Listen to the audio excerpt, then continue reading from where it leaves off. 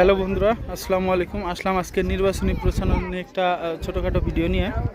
দেখতে পাচ্ছেন আমাদের এলাকায় যে নির্বাচন হচ্ছে সাতক্ষীরা 3 আসন, এখানে 3 নম্বর ওয়ার্ডের নির্বাচন চলতেছে। নির্বাচনী কার্যক্রমে আমার নানা, ইনি হলো আমাদের শ্রদ্ধেয় নানা যান। আচ্ছা নানা, আপনি বলেন যে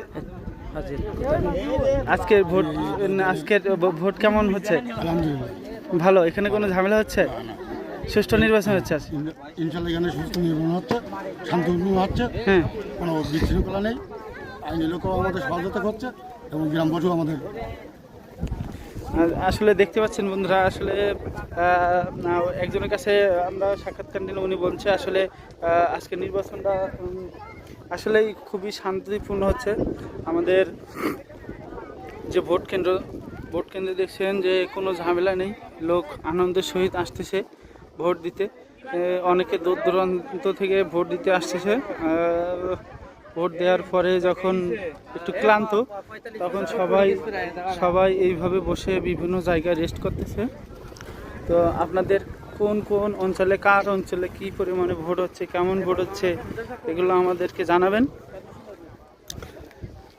আমরা আরও দু একজনের সাথে কথা বলার চেষ্টা করব। আমরা দু একজনের সাথে আরও কথা বলার চেষ্টা করব যে আসলে তারা এই নতুন প্রজন্মর কিছু মানুষ নতুন ভোট দিচ্ছে, তারা আসলে ভোট দিয়ে কেমন স্বাচ্ছন্দ্য বোধ করতেছে। আচ্ছা ভাইয়া, আপনি তো এবার ভোট দিয়েছেন, আসলে ভোট কেমন হয়েছে এবং কী বৃত্তান্ত আমাদের একটু বিষয় সব খুলে বলুন। এই ত্রয়োদশ জাতীয় সংসদ নির্বাচনে আমি আছি 9 নম্বর ব্রহ্মরাজপুর ইউনিয়ন 3 নম্বর ওয়ার্ড মাছখোলা কেন্দ্রে। এখানে খুব শান্তিপূর্ণ এবং সুশৃঙ্খলভাবে ভোট হচ্ছে। এখানে কোনো বাধা সৃষ্টি এবং বিশৃঙ্খলা কিছুই নাই।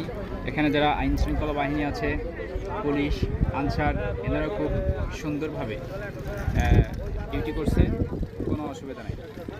আচ্ছা, আপনার মনে হয় কত সংখ্যক ভোট পড়তে পারে আর কি, মানে কত ভোট আছে আর কত সংখ্যক ভোট এখানে হতে পারে? এই কেন্দ্রে টোটাল ভোট সংখ্যা আছে 2680 জন।